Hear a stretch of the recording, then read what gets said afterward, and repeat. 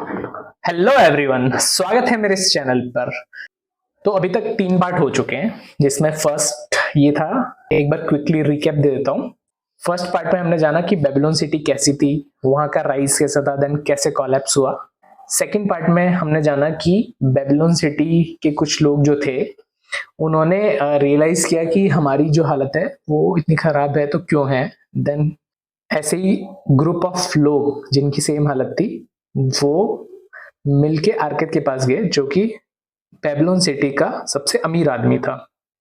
फिर third part में हमने ये जाना कि जो दोस्त जो अर्कद से मिलने गए थे, अर्कद ने ऐसा क्या किया कि उसके पास इतनी वेल्थ क्रिएटेड हुई, और वेल्थ के कंटिन्यूस रेवेन्यू स्ट्रीम्स क्या थे उसके कि साल दर साल इवन फुल फ्लेज खर्च करने के बाद भी उसकी वेल्थ बढ़ते जा रही थी। तो ये तो हो गया थर्ड पार्ट। देन अभी फोर्थ पार्ट में ऑथर ने बताया कि 7 ऐसे कौन से तरीके हैं जिससे हम अपनी वेल्थ क्रिएट कर सकते हैं, और उन्होंने ये बताया कि लीन पर्स को कैसे फैटन करें, बेसिकली पतला बटुआ जो है उसको मोटा कैसे करें। इसमें कहानी यहाँ से स्टार्ट होती है कि एक जो बेबीलोन सिटी का राजा था, उसका नाम था सरगुन। वह अभी युद्ध से वापस लौटा ही था एनिमीज को हरा के। अब युद्ध से लौटने के बाद वहां पे उसके जो चांसलर थे उन्होंने बताया कि जो भी इनिशियली जो डेवलपमेंट हो रहे थे, बेसिकली इरिगेशन चैनल बन रहा था या जो फर्टाइल सॉइल को और खेती करने के लिए बांध बनाए जा रहे थे, यह सब निर्माण का काम हो चुका था। सब डेवलपमेंट का काम होने के बाद बेबीलोन सिटी में अब रोजगार के नए अवसर नहीं रहे थे। तो इसी बात के लिए चांसलर जो था उसने राजा के सामने ये बात रखी कि अब यहाँ के लोग जो हैं खाने पीने की चीजों के लिए भी तरस रहे हैं। तो राजा ने फिर चांसलर से पूछा तो सारा धन गया कहाँ। तो चांसलर कहता है लोगों के पास जो धन है वो बकरी का दूध जैसे जरिए से छन जाता है, कुछ नहीं रहता जरिए में, वैसे ही लोगों के पास धन जो है वो चला गया। तो फिर राजा बोलता है कि फिर ये जो धन गया वो किसके पास गया है। तो चांसलर बोलता है जो भी यहाँ के सिटी के धनवान लोग हैं उनके पास चला गया है। तो राजा बोलता है कि फिर जो धनवान लोग हैं उनसे हमें यह जानना चाहिए कि वो उन्होंने वेल्थ कैसे क्रिएट की है। तो उन्हें भी दिमाग में ये आता है कि सबसे सिटी का अमीर आदमी जो है वो अर्कद है, तो उनसे मिलना चाहिए। तो फिर अर्कद को महल में बुलाया गया एंड राजा से अर्कद ने बातचीत की, और फिर राजा ने फरमान जारी किया कि भाई तुम हमारे लोगों को सिखाओगे कि तुमने वेल्थ कैसे क्रिएट की है। तो वहीं से शुरू होता है। फिर अर्कद जो है अपनी स्टोरी बताता है और वहीं पे 7 जो महत्वपूर्ण नियम है वो बताता है कि जिससे हम वेल्थ कैसे क्रिएट कर सकते हैं। यहाँ से कहानी शुरू होती है। अर्कद बोलता है अब मैं डेली आऊंगा 7 दिनों तक, अगले 7 दिनों तक एक नियम बताता रहूंगा। तो पहला दिन होता है, सभा में बहुत सारे लोग इकट्ठा होते हैं, सब जानना चाहते हैं भाई कैसे वेल्थ क्रिएट की जाती है। फिर अर्कद स्टार्ट करता है पहले दिन से और पहला नियम बताता है। पहला नियम यह है कि थोड़ा थोड़ा करके जमा करना। फिर अर्कद सभा में जो लोग बैठे होते हैं उनमें से एक एक करके पूछता है कि क्या क्या काम करते हैं लोग। तो पहला एक जना होता है वो बोलता है कि मैं शुरू में मैंने बताया था कि टैबलेट पे उस वक्त वो मिट्टी की जो टैबलेट है उस पर सारी इंफॉर्मेशन कलेक्ट करके रखते थे, वो काम करता है। तो अर्कद ने कहा अच्छा ठीक है, ये काम भी कोई छोटा नहीं है, मैं भी यही काम करता था पहले एंड उसके बाद मैंने वेल्थ क्रिएट की है, तो कोई बात नहीं। देन सेकंड इंसान पे जाता है। तो सेकंड बोलता है मैं हलाल हूँ, मीट बेचता हूँ और जो उसकी खाल है उसको बाद में जूते बनाने वालों को बेचता हूँ। फिर एक तीसरा जना होता है, उससे पूछते हैं तुम क्या काम करते हो। तो बोलता है मैं अंडे बेचता हूँ। ऐसे करके बहुत सारे लोगों से काम पूछता है। फिर जो अंडा वाला होता है उसके बेसिस पे उसको उदाहरण देता है कि तुम्हारे पास डेली के एक ट्रे में 10 अंडे हैं सपोज, उसमें से एक अंडा तुम बचा हुए और बाकी 9 अंडे जो है वो तुम यूज लोगे। ऐसा करके डेली एक एक अंडा 10 में से बचाते रहोगे तो तुम्हारे पास कितने सारे अंडे इकट्ठा हो जाएंगे 1 महीने के बाद। तो इसी तरह वो बोलता है कि थोड़ा थोड़ा इकट्ठा करके बहुत सारा इकट्ठा कर सकते हैं, एक उदाहरण दिया। फिर वो सभा में पूछता है किस किस का बटुआ खाली है या किस किस की हालत पतली है बेसिकली। तो सब लोग हंसने लग गए। तभी फिर अर्कद ने बोला कि जैसे मैंने अपनी वेल्थ क्रिएट की वैसे ही आप सबको भी हमेशा 1/10 हिस्सा जो भी आप अर्न कर रहे हैं उसका बचाना चाहिए, और धीरे धीरे टाइम के साथ यह प्रोसेस में भी लंबा लगे लेकिन टाइम के साथ काफी वेल्थ क्रिएट हो सकती है। यह है पहला नियम। फिर पहला नियम होने के बाद फिर अगले दिन सेम वापस सभा आती है एंड अगले दिन दूसरे दिन अर्कद दूसरा नियम बताता है। दूसरा नियम अर्कद बोलता है कि अपने खर्चे पर जो है वो कंट्रोल करो। खर्च जो है वो आमदनी से ज्यादा नहीं होना चाहिए या आमदनी के बराबर नहीं होना चाहिए। तो उसमें फिर एक जना सभा में से वहां से बोलता है कि हम जो भी कमा रहे हैं वो बहुत ही कम पड़ रहा है, हमारे खर्चे इतने ज्यादा हैं। तब अर्कद बोलता है देखो उदाहरण लो, इस सभा में बहुत सारे लोग हैं, सब अलग अलग काम कर रहे हैं, सबकी अलग क्षमताएं, सब अलग तरह का कमा रहे हैं, फिर भी सबकी हालत तो एक जैसी है, सबके पर्स खाली है। तो इसका मतलब हम जो है हमारे खर्चे हमारी कमाई के अनुसार कर रहे हैं, तो हम अनावश्यक खर्चों को कम कर सकते हैं, स्कोप है वहां पे। तभी अर्कद कहता है कि अपनी कमाई का 9/10 हिस्सा जो है उसमें ही अपने सारे खर्चों को कवर करने की कोशिश करो।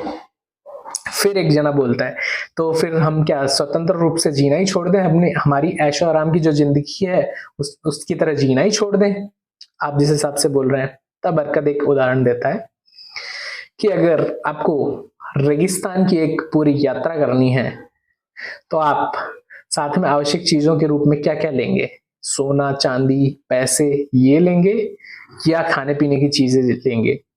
तो अभी जो आपकी हालत है उसके हिसाब से जो यह मार्ग तय करना है उसमें सबसे इंपॉर्टेंट चीजें यह है कि 9/10 हिस्से से हमारा खर्चा करो एंड 1/10 बचाओ, ताकि यह जो मार्ग है वो आसानी से कट जाए।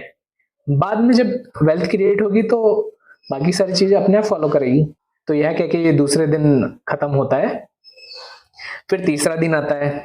तीसरे दिन अर्कद कहता है कि अब आपने जो भी 1/10 जो बचाया है उसको अब काम पे लगाओ ताकि वो आपके लिए और कमा सके।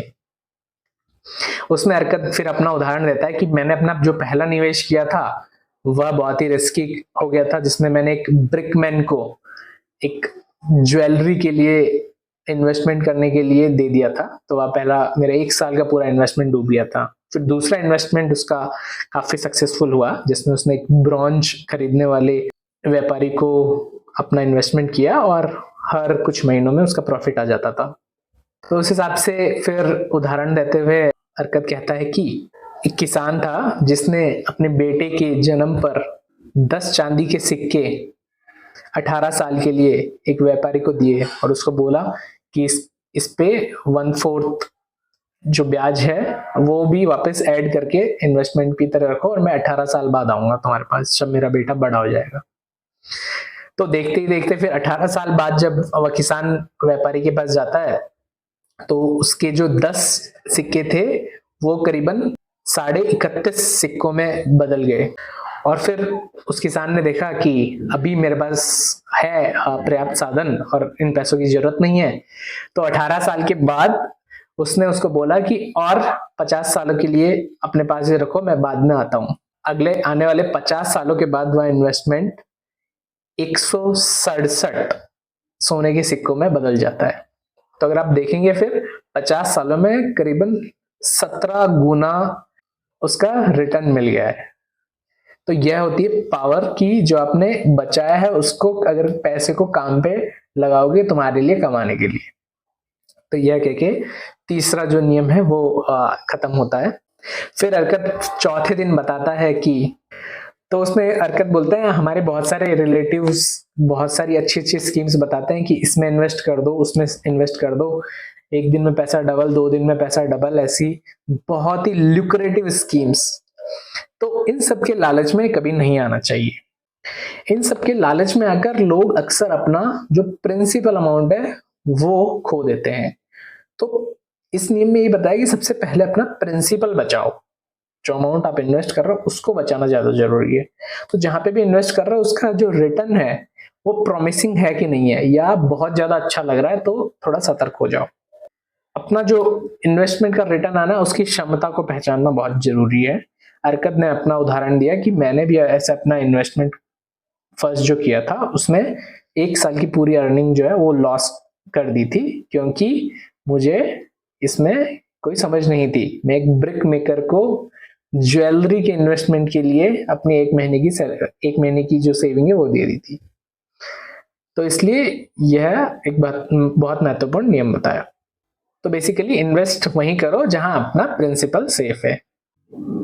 फिर 5वां नियम बताता है, अरकत कहता है अपना खुद का घर खरीदो।